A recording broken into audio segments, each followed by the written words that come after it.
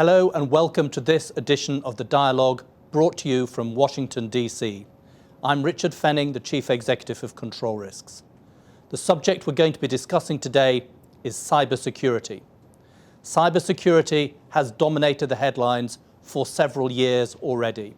It is one of those issues that is gripping all aspects of corporate life. It goes beyond that. It has big political and international relations dimensions as well. But for people charged with running major organizations, this is one of those problems that they wake up every day dreading that it might happen to them. This dialogue conversation is going to discuss a range of different aspects. We will look at how the threat has developed, but moreover, we will look at how the corporate response has struggled to keep up, how we allocate assets, how we determine what our risk profile is, and how we organize ourselves internally to give us the best possible chance that it won't be us that is picked on by the myriad of different people and organizations out there who might do us harm.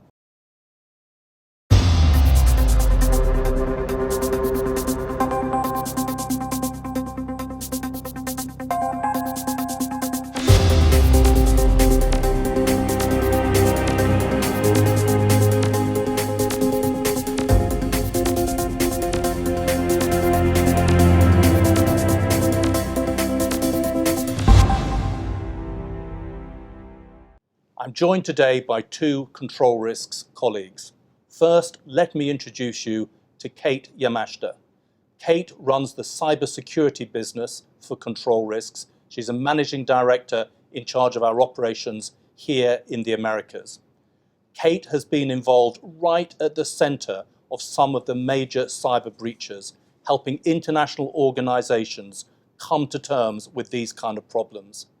In addition to this crisis management experience, she has also been involved in helping organizations put in place the preventative cybersecurity and information programs that they need to be able to combat this kind of problem. Joining Kate today is my colleague Greg Esslinger. Greg runs the Control Risks, Compliance, Forensics and Intelligence practice and has decades of experience of helping international organizations with some of their major regulatory investigations. He has worked on numerous cases right around the world, including some of the most infamous cases to have dominated the news headlines in the last few decades. Between Greg and Kate, they're able to draw upon a unique insight into how a whole range of international organizations and their professional advisors handle these kind of issues right around the world. So much has been written about the cyber problem. It is on everybody's agenda. Boards are talking about it. And that's been a while now, right? This is not a brand new problem. Money has been spent, resources have been allocated. Why does it seem that we're not getting kind of ahead of the game? It's really because we're looking at the problem the wrong way. About 10, 12, 15 years ago, people started getting smart about information security related issues, and they knew they had to do something about it. So they went out and they bought the shiniest new toy or the best technology, they put that in their environment, and they assumed they were safe. But really, this isn't a technical or tactical issue that we're facing. It's not computers attacking computers. It's people attacking companies. It's people attacking individuals. And therefore, a technical and tactical solution is no longer sufficient at mitigating these risks. So what we have to do is really understand that and be able to get in front of that risk and address it from a different way that a solution that's just a box on a network won't necessarily suffice. So what I'm hearing, Kate, is that kind of technology is not enough. Of course, technology must have a significant part to play in this, but this is about how the corporation thinks about this problem. It's about how they organize themselves. In fact, it's about a whole different posture, I guess. Is that what we're saying? Exactly. I mean, it's really important to first note that there's no one-size-fits-all solution for any company. You have to understand what your risks are, and you have to be able to build a layered defense or a defense in depth that really mitigates your unique risks. For example, if you're a manufacturing company and you have a really relevant intellectual property that might potentially be at risk, the threats that you'd be facing would be more like cyber espionage. Advanced persistent threats that could gain access to your environment for long periods of time and steal information over that long period of time. On the other hand, you might be a manufacturer that one of your vendors does animal testing, and therefore you could be targeted by hacktivist groups or single issue groups that would deface your website, or they would conduct a denial of service attack against your website, and therefore your risks are more to the website, and how do you mitigate that would look very different than if you were facing advanced adversaries and in cyber espionage types of threats.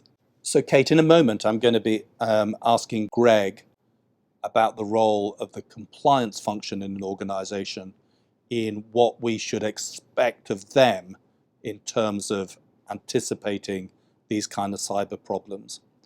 But what I'm hearing is that given that the threat that an organization faces is determined by a whole range of factors, this footprint that the organization has determines the nature and shape of how the threat is directed at them. Give us a broad sense of what the corporate kind of structural response should look like to this kind of problem.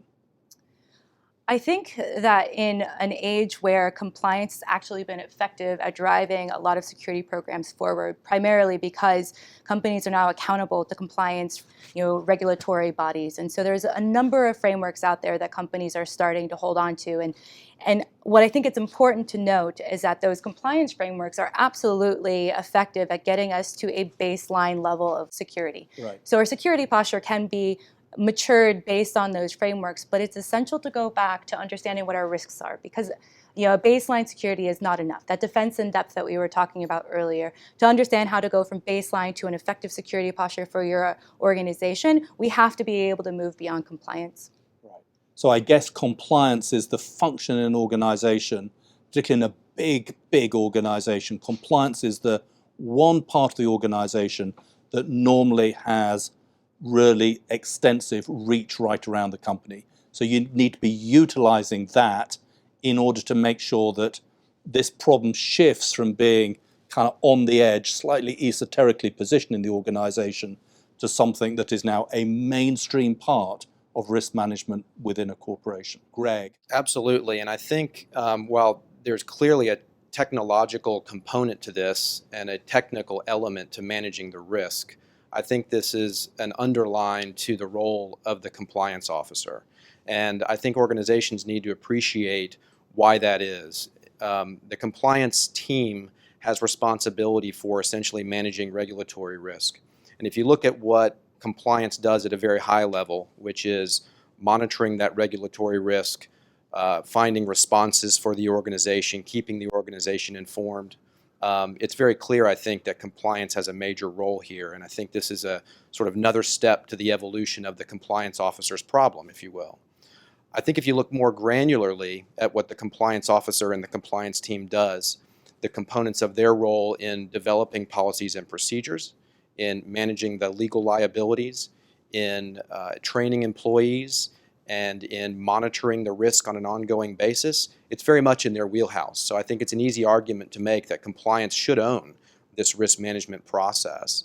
And what we often advise clients to that end is leverage what you have. And I think when you think about where this risk management should sit in the organization, compliance, based on what I've just described, is also the most well-placed to take on this risk management role.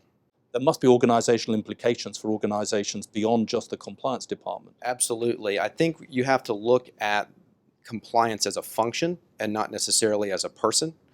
I think that for organizations who are effectively managing their compliance function, they recognize that compliance is a team effort. And I think as with any type of compliance issue, whether it's bribery, management risk, or cyber, there's a technical element to it. There's an organizational and management element to it, and it's also pushed down all the way through the organization to every employee within that organization. So I think that from the standpoint of managing the risk effectively, yes, the compliance officer is a bit of a lightning rod for owning that risk management, but it's done as a team. It's done as a risk management team, and in that way, it's like all other types of compliance risk management. So sorry, Kate, I'm just going to come back to you in a moment.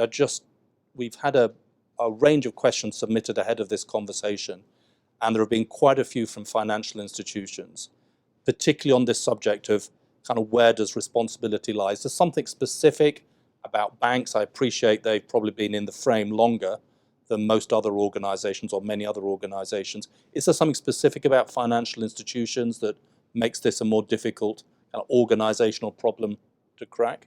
I think there is, from the standpoint at the highest level, the regulations seem to be mostly directed at financial institutions because they are the owners of a vast amount of non-public personal information. So I think that a lot of the more recent SEC regulations, for example, and reporting requirements do seem to be directed at financial institutions and banks. I think one of the questions that often arises is around the role, for example, of the chief information or the chief information security officer within a financial institution, and what is that person's role with respect to the broader risk management landscape. And all organizations, but I think banks included, are asking themselves, what do we need to do potentially to reorganize ourselves around this problem, and what does the chief information officer or information security officer need to be doing? And what I would advise clients is less about reorganizing yourself and taking a look at the way your information flow is organized. I think it's important to remember that the board ultimately owns this problem and they own the risk. So making sure that the right information is getting to the board on a regular basis is a key function of managing this risk. The chief information security officer will have a role in that process working with compliance. So to me, it's less about reorganizing your company and more about reorganizing your information flow to make sure that all of the stakeholders who have to participate in this risk management process have information timely and accurate. Kate, you have been with numerous organizations when something horrible has just happened from a cyber point of view, and you've seen the dynamics inside organizations. You've seen how people react and how organizations react. I know this is a really big question, but what are the kind of key things that we kind of need to think about and learn about how organizations react, and particularly how senior management teams react when something like this happens, when they get that nightmare phone call in the middle of the night? I think the goal is that they're prepared, to be quite honest, like proactive defense and making sure that we understand what the problem is and that we are prepared to respond to that when it happens is key. And so from the senior management perspective, it's absolutely essential that they have ownership of this issue so they can help make sure that the company is prepared.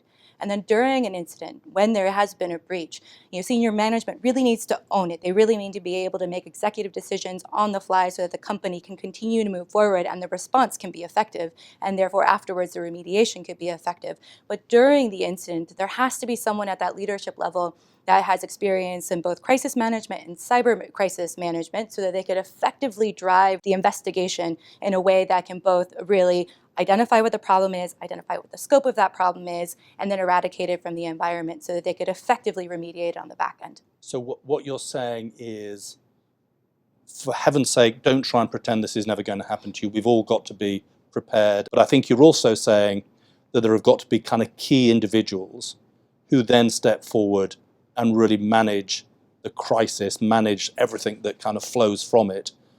And am I right in thinking that we therefore leave kind of other senior executives, whilst they've got to be appraised of it and kind of knowing what's going on, they've kind of got to get on with running the enterprise as a whole, and there's only so many people who really need to be focused on the kind of 24/7 aspect of this. Is that Absolutely. right? Senior management is very, very important to making sure that we could respond effectively. But do they need to be involved in the mechanics of the investigation? Do they really need to be there in the war room driving this forward? No, but they have to be aware of things and they have to be capable of being as plugged in as possible so that they can make those business decisions. But it's really up to the people that are managing the investigations to ensure that that's done correctly. So if we kind of just roll this forward a little bit, and a breach has occurred and an investigation's gone on, it kind of breaks down, I think, into kind of various timelines.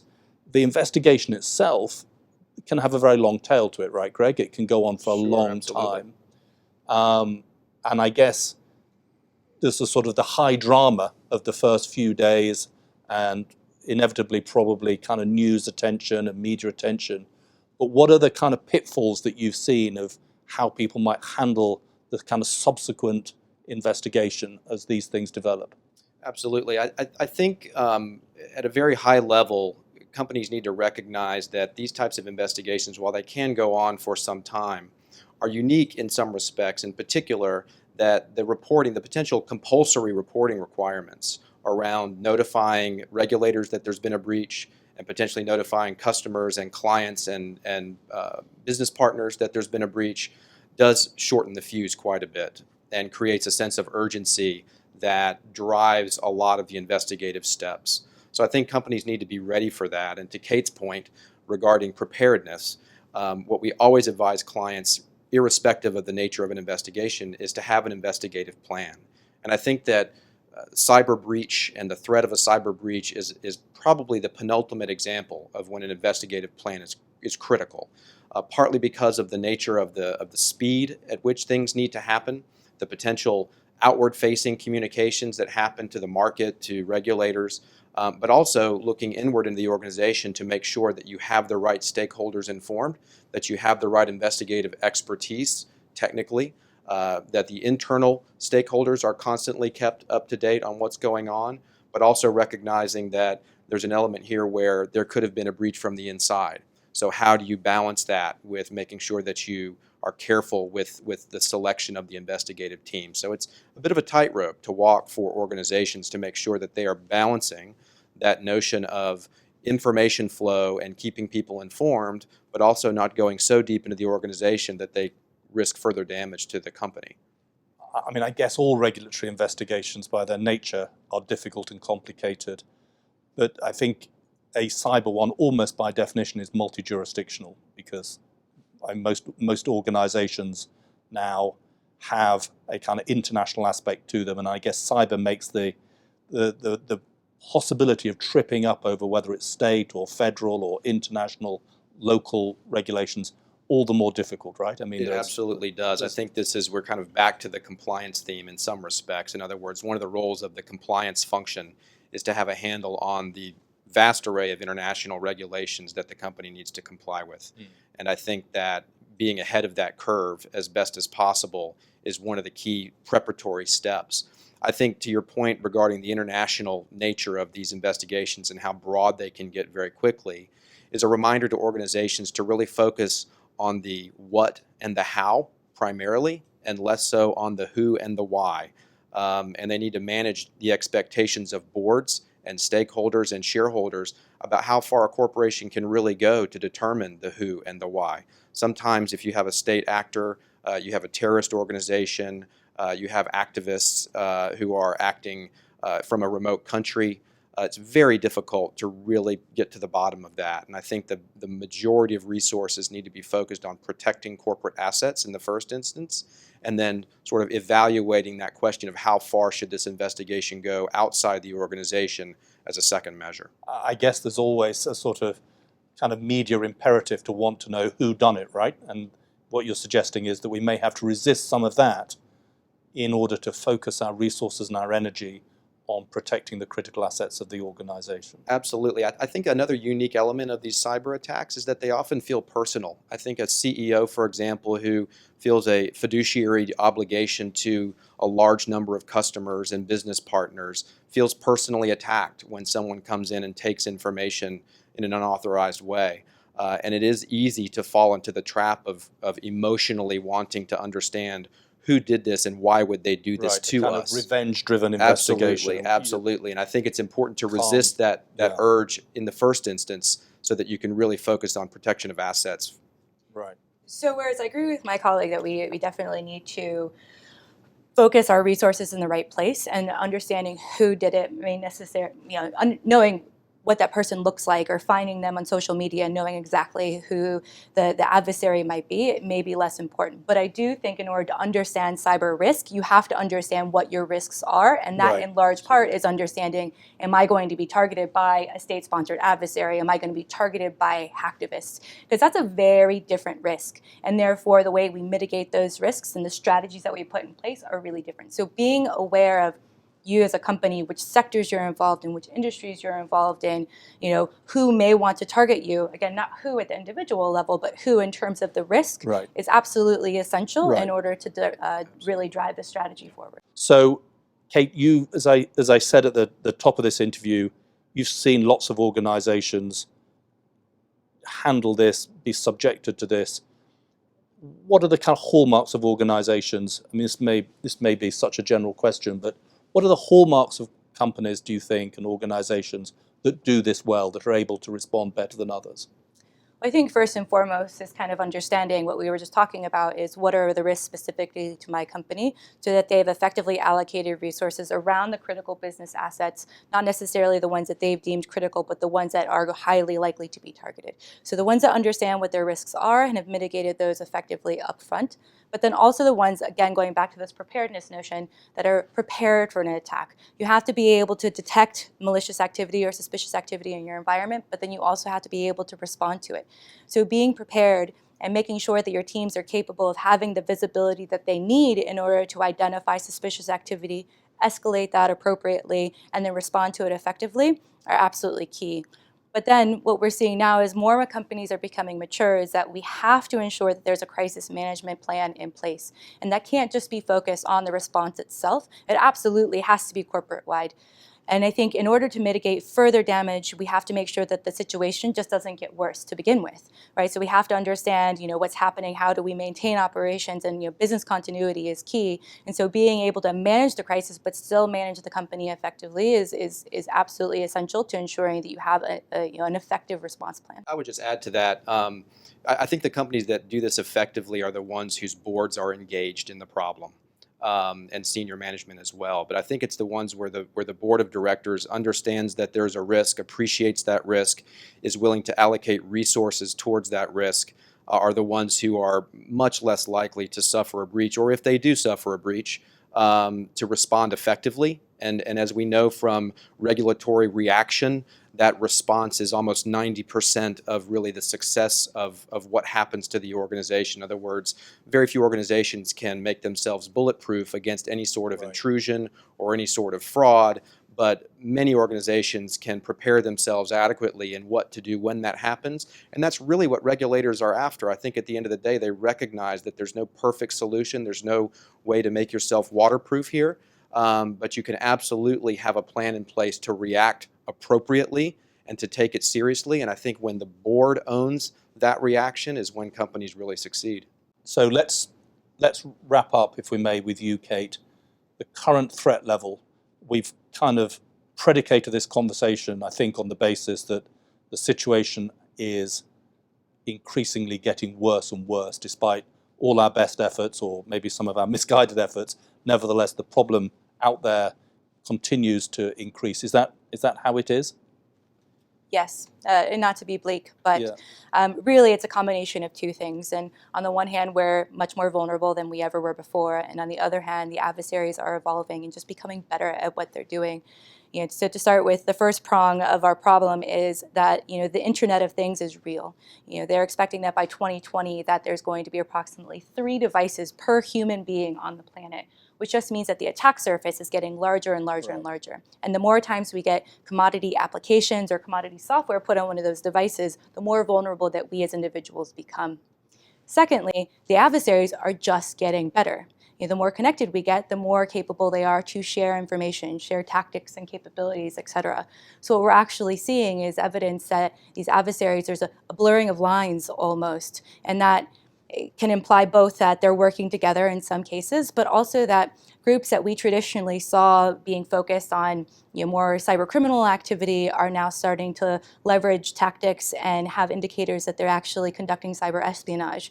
For example, the Ajax Group, which is a company based in Iran, was known for being sort of a cyber criminal group for hire. You could go and hire them, and they would conduct an attack of sorts for you. However, lately, we've really been seeing, thanks to Operation Saffron, that they're actually conducting activities that look more like cyber espionage. We're also seeing the same things in the hacktivist front, where hacktivists are starting to use more sophisticated tools. We're seeing that in the kinetic world, where groups on the ground, social issue groups, are leveraging cyber tactics in order to get their point across, whether it be to deface someone's website or target individuals at a company. But we're also seeing groups like the Mexican drug cartel using the deep web to sell weapons and drugs. And so across the board, the more connected we get, and the more the adversaries start to blur lines, the more challenging it will be for us to understand what the risk is to our company. So ultimately, the convergence of all of these things is going to continue to make it more difficult for us. But again, going back to what we spoke about at the beginning, is that's why it's so important for us to understand this from a strategic risk perspective. That's why we can't be tactical. We can't always be one step behind. We have to figure out a way to get one step ahead, but then continue to evolve with the threats and with the risks that are facing our companies. I'm guessing there's a really important lesson here, and that's that this has become mainstream within corporate behavior, right? It's no longer a kind of esoteric, exotic potential crime that somehow sits in a separate part of the organization. Everybody from the chief executive, from the board, from the compliance team, all the way through the organization has a role to play in making sure that we give ourselves the best possible chance to respond and behave in a strategic fashion rather than always be running to catch up. So Kate, Greg, thank you very much for this conversation. Thank you. Thank you.